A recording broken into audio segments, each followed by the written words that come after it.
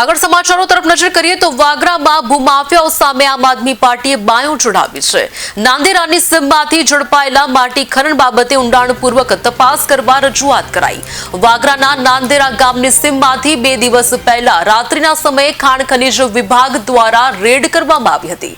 રેડમાં માટી ખનન ઝડપી પાડી એક હિટાચી મશીન જપ્ત કરી વાગરા પોલીસને સોંપાયું હતું। કાર્યવાહીને વધુ વેગ આપવામાં આવે તે માટે આમ આદમી પાર્ટી મેદાનમાં ઉતરી છે।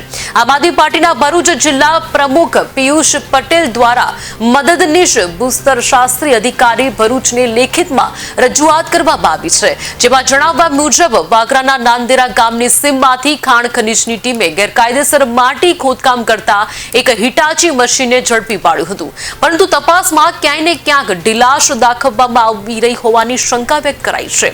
માત્ર હિટાચી મશીન જપ્ત કરાયું છે, પરંતુ આ કામમાં કેટલા પ્રમાણમાં માટી ખોદકામ કરવામાં આવેલ છે તેમજ આ માટી કયા ઠાલવવામાં આવી રહી છે, આ હિટાચી મશીનનો માલિક કોણ છે, તદુપરાંત આ ગેરકાયદેસર પ્રવૃત્તિઓમાં અન્ય કયા કયા વાહનો વપરાતા હતા તે તમામ વિગતો જાહેર કરવાની માંગ કરવામાં આવી છે।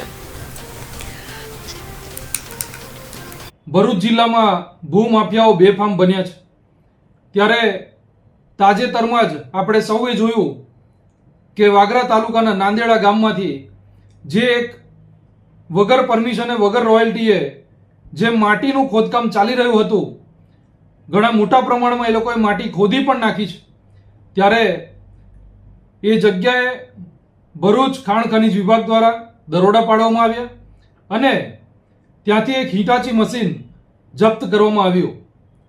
ત્યારે આજ રોજ આમ આદમી પાર્ટી દ્વારા ભરૂચ ખાણ ખનીજ વિભાગને લેખિતમાં જાણ કરેલ છે કે આ જે પણ મશીન પકડાયું છે એ તમામ લોકોની નામની જાહેરાત થાય, એમાં કોણ કોણ સંડોવાયેલું છે, એમાં કેટલા ક્યુબિક મીટર એ લોકોએ માટીનું ખોદાણ કરેલું છે એની પણ તપાસ થાય। સાથે જ આ માટીને સગે વગે કરવા માટે આ મશીનની સાથે અન્ય કેટલા વાહનોની એ લોકોએ હેરાફેરી કરી છે એ વાહનોની પણ ડિટેલ્સ જાહેર કરવામાં આવે અને આ લોકો ઉપર કાયદાકીય કડકમાં કડક પગલાં ભરવામાં આવે એવી માંગ સાથે આજરોજ ભરૂચ ખાણ ખનીજ વિભાગને જાણ કરવામાં આવી છે।